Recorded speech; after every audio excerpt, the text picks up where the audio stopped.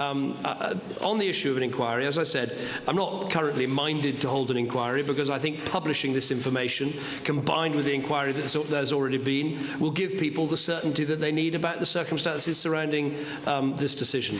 But the key thing is to get the information out there so people can see. But I don't think there's any great mystery here. There was a decision taken by the Scottish Executive, in my view, a wholly wrong and misguided decision, a bad decision, but the decision nonetheless. That's what happened. And I don't think we need an extra inquiry to tell us that that's what happened. But the information, as I've said, will be gone over and published as appropriate. And of course, I'll be consulting with previous ministers and prime ministers, as you should do in the normal way. I think the simple answer is we should have all the facts. They should be laid out there. And I have confidence that Prime Minister Cameron's government will be cooperative in making sure that the facts are there.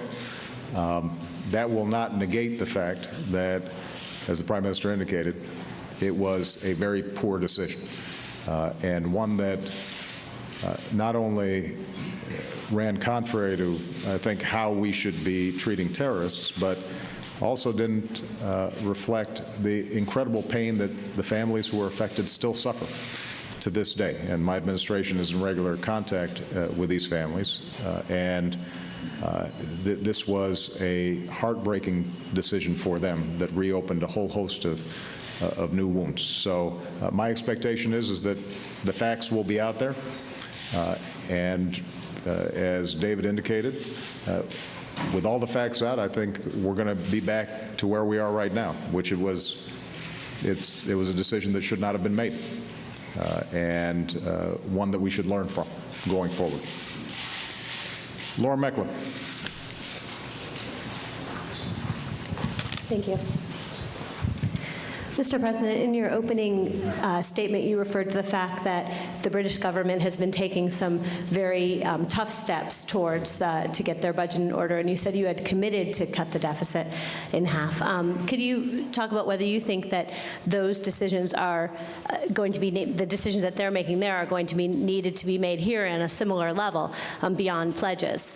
And Mr. Prime Minister, specifically, could you address the matter of what role BP had in lobbying for the release of this man, and whether an inquiry or the review that you're planning is going to look at that specific question? Thank you.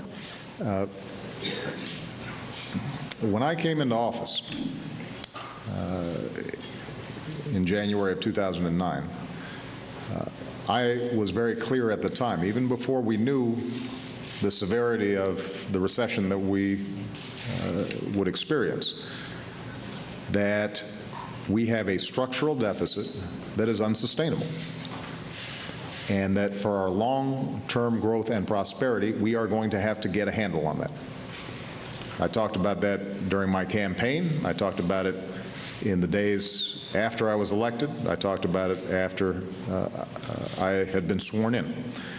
We had an emergency situation on our hands, and so the entire world, working through the G20, coordinated in making sure that we filled this huge drop-off in demand. We got the economy growing again.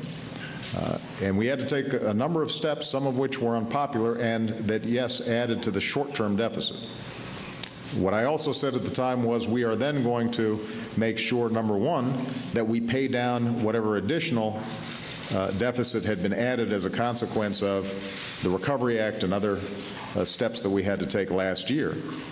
But then we're still going to have to go back and deal with these long-term structural deficits. And in fact, in the first G20 visit that I made in April to England, I was very clear to the rest of the world that what they cannot rely on is an economic model in which the United States borrows, consumers in the United States borrow, we take out home equity loans, we run up credit cards to purchase goods from all around the world. We cannot alone be the economic engine for the rest of the world's growth. So that rebalancing ended up being a central part of our long-term strategy working with the G20. Now, what we've done is we've initiated a freeze on our domestic discretionary budget. We are on the path to cutting our deficits in half. We have put forward a fiscal commission that is then going to examine how do we deal with these broader structural deficits. So this isn't just an empty promise. We've already started taking steps to deal with it, and we're going to be very aggressive in how we deal with it. Now, our two countries are in slightly different situations.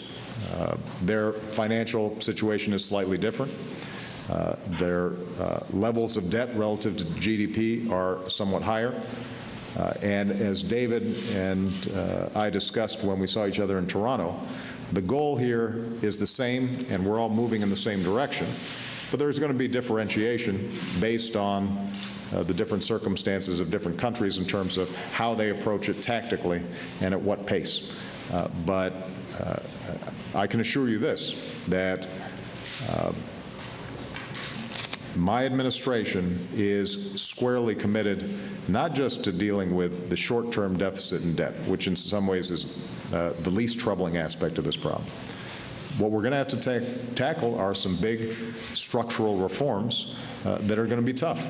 And they're going to be that much tougher because we're coming out of a recession as we do it.